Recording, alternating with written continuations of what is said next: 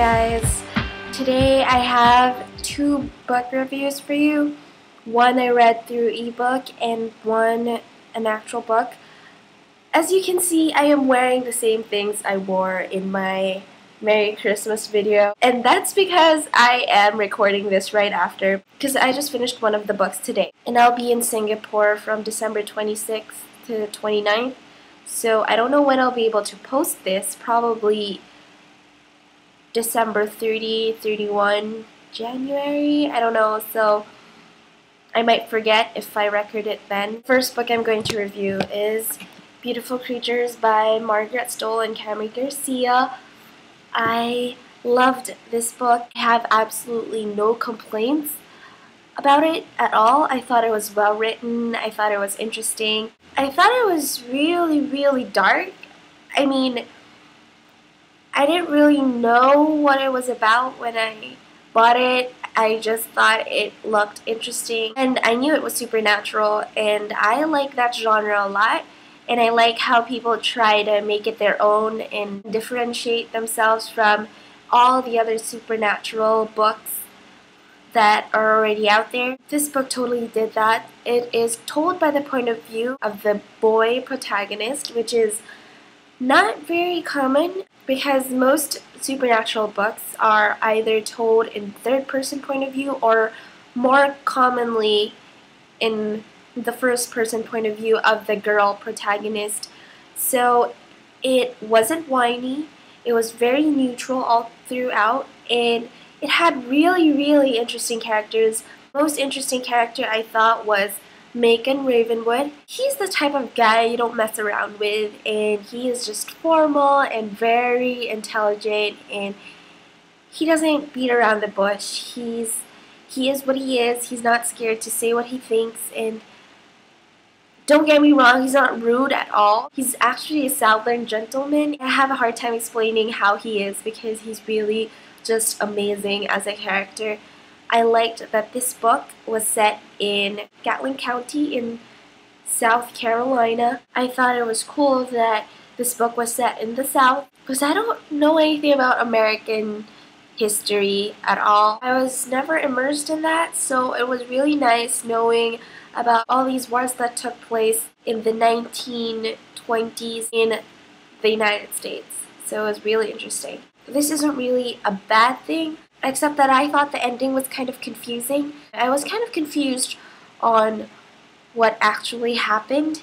I didn't quite understand it, and maybe because I didn't understand it that I felt like the solution came too easily, but you know, it's not really because there were casualties. I can't really explain it without spoiling, so there. It's not really a bad thing. Overall, I love this book a lot.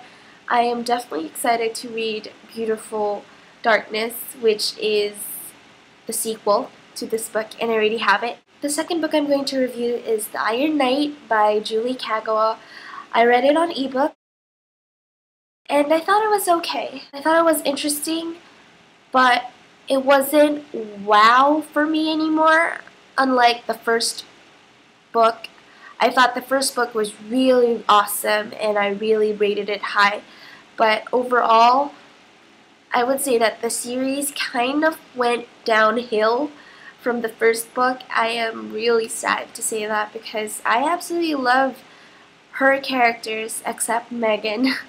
I mean, she's just kind of whiny.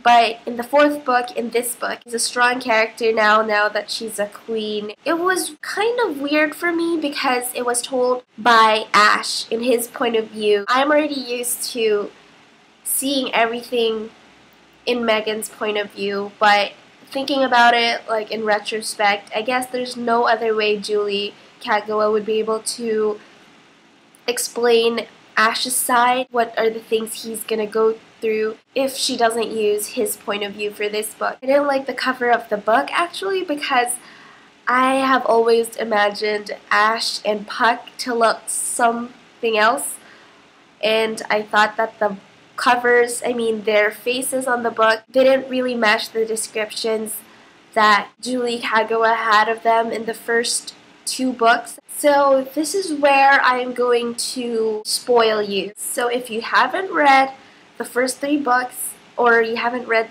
this book and you don't want to know what happens, please exit my video now because I'm going to have spoilers right now. Ash goes to the end of the world to gain his soul, to be mortal, to be able to live in the Iron Realm with Megan.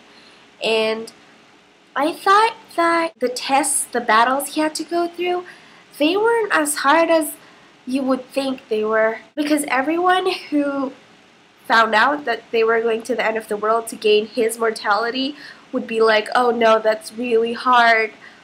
That's difficult. No one survives that at all. But he gets there, and it's not that hard. It's not that difficult. So I'm just reading it like, really? No one survived that? No one... Really? I thought that was a really big flaw of the book. It didn't seem like Ash really had a life and death situation. The plot kind of fell flat for me. It's just a so-so book. It was still interesting. I still wanted to finish it. But it's just okay. It's nothing special. It's nothing bad. It's not bad at all. But, you know, I don't know if it's actually worth your time. Because if I didn't read it, I wouldn't have missed a lot. But that's just what I think. Because if you have been a fan of the Iron Fey series from the very beginning, which I was, and then I wasn't, and then I wasn't, and then now I'm really not. It just depends on the person, I guess. I hope you enjoyed the reviews, and don't take anything against me. I'm just being honest. And yeah, I'll talk to you guys next time. Bye!